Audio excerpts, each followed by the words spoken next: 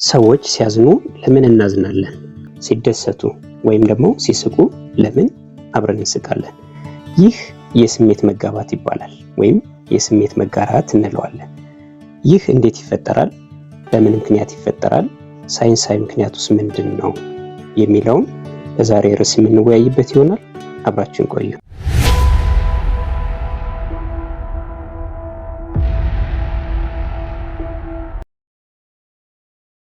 ጥቂት እድለኛ የሆኑ ሰዎች የሚዲያ እድል አግኝተው ችግራቸውን፣ ሀዘናቸውን ለማህበረሰብ ያጋራሉ።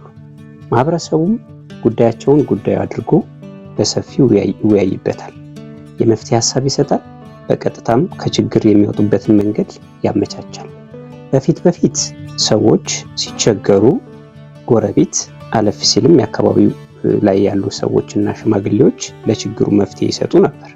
አሁን ላይ ግን የአኗኗራችን ዘይቤ ይመስለኛል ይህ ችግር ወደ ሚዲያ እየመጣ ጉዳዩ ዓለም አቀፋዊ እንዲሆን አድርገናል። ይሁን ሰዎች ከታገዙበት፣ መልካም ስራ ከተሰራበት ምንም አይደለም ብለን እንለፈው። ነገር ግን ይህንን የሚዲያ እድል ያላገኙ በየአካባቢው በጣም በርካታ እህቶች፣ በርካታ ሰዎች በስቃይ ላይ እንዳሉ ግን መዘንጋት የለብንም። ስለዚህ ከሚዲያው ባለፈ ምናልባትም እንደየአካባቢው ሁኔታ፣ እንደምንኖርበት ሁኔታ የሚቸገሩ በጣም ሀዘን ላይ የሚወድቁ ሰዎችን ፈጥነን የማገዝ ልማድ ቢፈጠር እላለሁ። ምክንያቱም ሚዲያ ላይ የወጡ ሰዎችን ብቻ ስሜት መጋራት ተገቢ አይሆንምና ነው። ስለዚህ በዛሬው ቪዲዮ ወደ ርዕሴ ልመለስ። በዛሬው ርዕስ የምንወያይበት የሰው ደስታና ሀዘን ወደ ሌላ ሰው የሚጋባበት ሳይንሳዊ ምክንያቶች ምንድን ናቸው? በዋናነት 5 ሳይንሳዊ ምክንያቶችን ይዘን መጥተናል። በእነሱ ላይ የምንወያይ ይሆናል። በተለይ በዚህ ሳምንት በተለያዩ ፖድካስቶች፣ በተለያዩ ሚዲያዎች የሰይፉ ኢቢኤስን ጨምሮ የተፈጠሩ የተለያዩ ማህበራዊ ጉዳዮች አሉ፣ ቀውሶች አሉ። እነሱ ቀርበው በሰፊው ውይይት ሲደረግባቸው አስተውያለሁ። ለምሳሌ ከነዚህ መካከል አንዱ የሰይፉ በኢቢኤስ የቤቲና የሀብታሙ ጉዳይ በሰፊው ሰዎች ሲወያዩበት፣ ሲነጋገሩበት የሰነበቱት ጉዳይ ነው። ይሄ የስሜት መጋራት ወይም ደግሞ በተለይ ቤቲ መጀመሪያው ጊዜ የነበረባትን ችግር ቪዲዮ ላይ ወጣ በመግለጿ ያ ስሜት ያለቅሶ፣ የሀዘን፣ የመከፋት ስሜት ወደ ማህበረሰቡ በቀጥታ ተላልፏል። ይሄ የስሜት መጋራት ይባላል። ይሄ እንዴት ሊሆን ይችላል? እንግዲህ በተለያየ አጋጣሚ ሰዎች ሲያዝኑ ስንመለከት እናዝናለን፣ ሲደሰቱ ወይም ሲስቁም ስንመለከት እንስቃለን። ይህን እናስተውላችሁ ታውቃላችሁ? ምናልባት የማታውቁት ሰው በጣም በፈገግታ ወደ እናንተ ቢቀርብ ሳታስቡት ፈገግ ልትሉ ትችላላችሁ።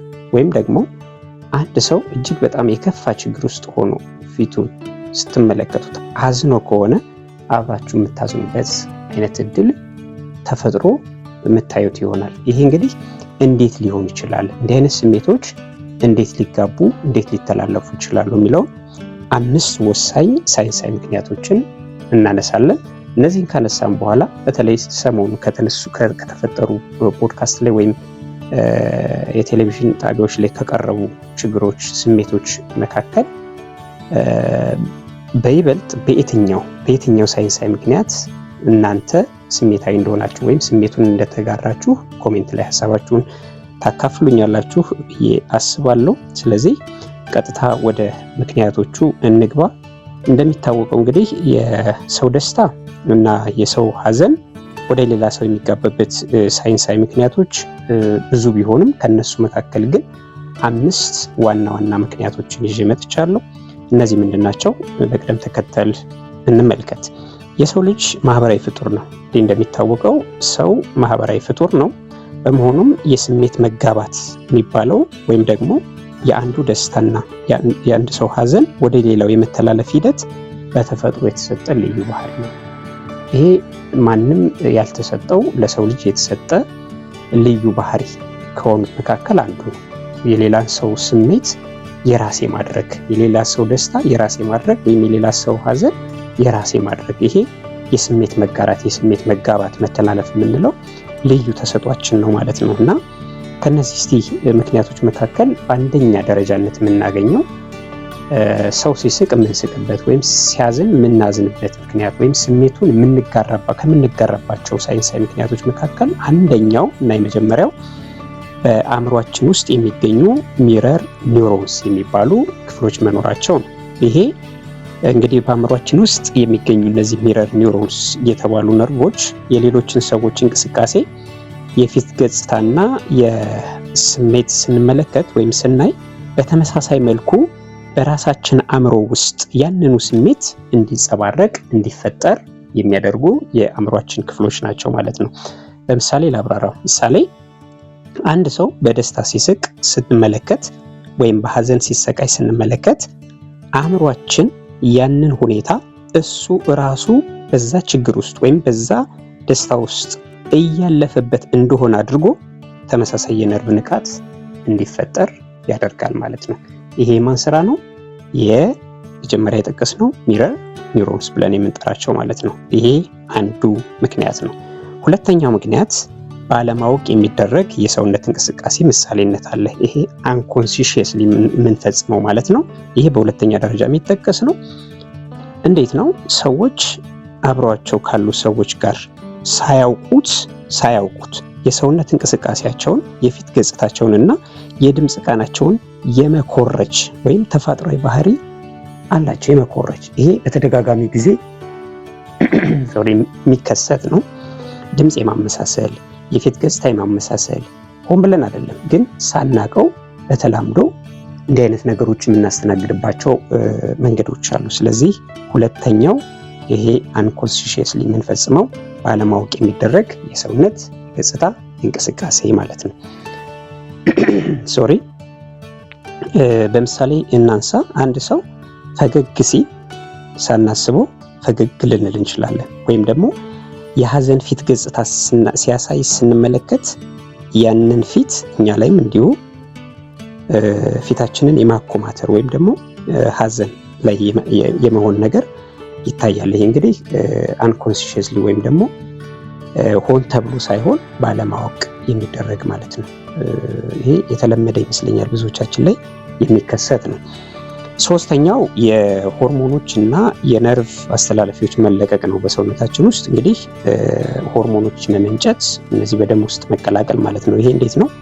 የሌሎችን ስሜት ስንመለከት ወይም ስናይ ደስታም ሊሆን ይችላል፣ ሐዘንም ሊሆን ይችላል፣ በደማችንና በአእምሯችን ውስጥ ያሉ የኬሚካል መጠኖች ይለዋወጣሉ።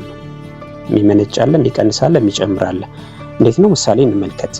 በደስታ ጊዜ እና በሐዘን ጊዜ ይለያያል። በደስታ ጊዜ የደስተኛ ሰዎችን ስሜት ስናይ በአእምሯችን ውስጥ ዶፓሚን የተባለ እንዲሁም ደግሞ ኦክሲቶሲን ተብሎ የሚጠራ የደስታ ሆርሞን ይመነጫል ማለት ነው። ይሄ ይለቀቃል። በዚህ ምክንያት የዛን ሰው ደስታ ወደ ራሳችን የማምጣት አብረን የመደሰት ነገር እንመለከታለን ማለት ነው። በሐዘን ጊዜ ደግሞ የሰዎችን ጭንቀትና ሐዘን ስንመለከት ደግሞ ኮርቲሶል የተባለ የጭንቀት ሆርሞን በደማችን ውስጥ ሊጨምር ይችላል።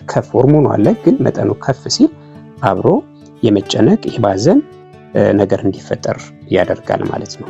ይሄ እንግዲህ ሶስተኛው የሆርሞኖች መመንጨት ነው። አንዳንዴ እንግዲህ ለምሳሌ ስንፈራ፣ ስንደነግጥ የምናደርጋቸው ነገሮች አሉ አይደል? የሆርሞን መመንጨት ነው። ለምሳሌ አስፈሪ እንስሳት ከኋላ ቢከተለን ምናልባት በኖርማል ልንዘለው የማንችለውን ገደል ልንዘል እንችላለን፣ አጥር ልንዘል እንችላለን።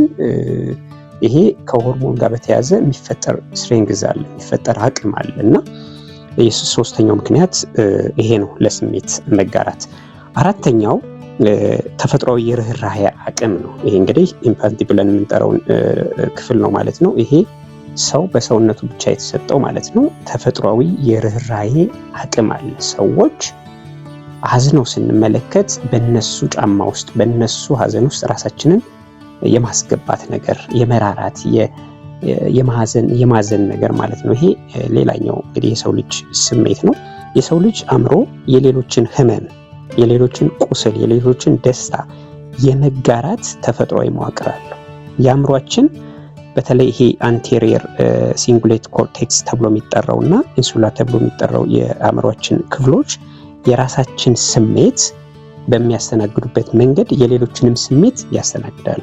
ይህም ሌላው ሰው የሚሰማውን ሀዘን ወይም ደስታ እንደ ራሳችን አድርገን እንድንገነዘበው የሚያስችለን የአእምሮ ክፍል ስላለን ማለት ነው። ስለዚህ ሰዎች ሲያዝኑ እናዝናለን፣ ሲደሰቱ እንደሰታለን። ሀዘንን መጋራት፣ ደስታን መጋራት መቼም አሁን የተጀመረ አይደለም፣ በጣም በጥንት ጊዜ የቆየ ነውና አሁን ላይ ግን በሚዲያ እየጎላ ሲመጣ ጉዳዩ ዓለም አቀፋዊ የሆነ በአካባቢ ይፈታ የነበረ ችግር ወደ ዓለም አቀፋዊ በሰፊው እየተደመጠ የመጣበት ነገር እያየን ነው ማለት ነው እንጂ የቆየ ነው። አምስተኛውና የመጨረሻው ቤተሰቦቼ በተለይ ከዝግመተ ለውጥ ጋር በተያያዘ ይሄ ከሰው ልጅ በተለይ ከአዳም መሰረት ሊሆን ይችላል ከሰው ልጅ አመጣጥ ታሪክ ጋር በተያያዘ ሰው በባህሪው ማህበራዊ ነው፣ ህብረት ያስፈልገዋል። ብቻውን አንድ ሰው ዋጋ የለው። በህብረት መኖር፣ በጋራ መኖር፣ ጠላትን በጋራ መከላከል ከታሪክ ከጥንት ጀምሮ የመጣበት ነው። ሊያጠቃው የሚመጣውን አስፈሪ እንስሳ በጋራ ካልተጋፈጠ፣ በጋራ ድል ካላደረገ በስተቀር ተራ በተራ የሚጠፋበት የሚጠቃበት ነገር ያመቻቻል እና የዝግመተ ለውጥ ሂደት ያመጣው አንዱ ጥቅም ነው። ይሄ የህልውና ጥቅም ተብሎ ይጠራል ማለት ነው። እንዴት ነው? እስኪ የተወሰነ እንመልከት። ከጥንት ጀምሮ የሰው ልጅ ለምሳሌ በቡድን ወጥቶ አድኖ የመብላት አድኖ የመኖር ነገር ይታይ ነበረ። ይሄ የስሜት መጋባት ለህልውናው እጅግ አስፈላጊ ሆኖ ያለፈባቸው ጊዜዎች አሉ። በቡድን ውስጥ ያለ አንድ ሰው ለምሳሌ በቡድን ውስጥ ያለ አንድ ሰው ለአደጋ ሲጋለጥ ወይም ሲያዝን ያ ስሜት በፍጥነት ወደ ሌሎች መጋባቱ አደጋውን አብሮ ለመከላከል ያግዘዋል። እሱ ጋር የተፈጠረው አደጋ ነገ እኔ ላይም ሊፈጠር ይችላል፣ ነገ እኔ ላይም የሚፈጠር ችግር ነው፣ አደጋ ነው ብሎ በማሰብ ወደ ራሱ ሳይተላለፍበት እዛ ሰው ላይ እንዳለ አብሮ የማጥፋት አብሮ የመከላከል ማለት ነው። ይህም ከስሜት መጋራት ጋር አብሮ የሚያዝ ነው። በተመሳሳይ የደስታና የሰላም ስሜት መጋባቱን የቡድኑን አንድነትና ትስስር በማጠናከር ሂደት ውስጥ ከፍተኛ አስተዋጽኦ ያበረክታል ማለት ነው። ስለዚህ እነዚህ ወሳኝ ምክንያቶች ናቸው። እንግዲህ ሳይንስ ይሄንን ይበል እንጂ ከሃይማኖትም አንጻር የሚነሱ ከተለያዩ ከፍልስፍናም አንጻር የሚነሱ ሰዎች እንዴት የሌሎችን ስሜት ይጋራሉ፣ እንዴት የሌሎችን ስሜት በሌሎች ሰዎች ላይ ይጋባል የሚለው ሌሎች ምክንያቶችም ሊኖሩ ይችላሉ። በዛሬው ዕለት ግን እነዚህን 5 ሳይንሳዊ ምክንያቶች አንስተናል። ስለዚህ አሁን ላይ ምናልባት በተለያዩ ሚዲያዎች፣ ፖድካስቶች እየቀረቡ ያሉ እነዚህ በጣም ስሜት ቆጣሪ የሰዎችን ስሜት የሚይዙ እንዲህ ይፈጠራል እንዲህ ይደረጋል እንዲህ ብለን እንድንጠይቅ የሚያደርጉ በጣም ጉዳዮች እየመጡ ነው ያሉት። ምናልባት ወደፊትም በሰፊው ይመጣሉ። እነዚህ አሁን ጥቂት ናቸው ሚዲያዎቻችን በተለይ ከተሞች አካባቢ ነው። ወደ ገጠር የሀገሪቱ ክፍል ብንገባ እንዲሁም ደግሞ ከተሞችም አካባቢ ላይ ይህ ሚዲያ ደርሷል ብዬ አላስብም። ምናልባትም ከዚህም በላይ እጅግ በጣም አሰቃቂ የሚባል ችግር ውስጥ የገቡ ሰዎች ይኖራሉ።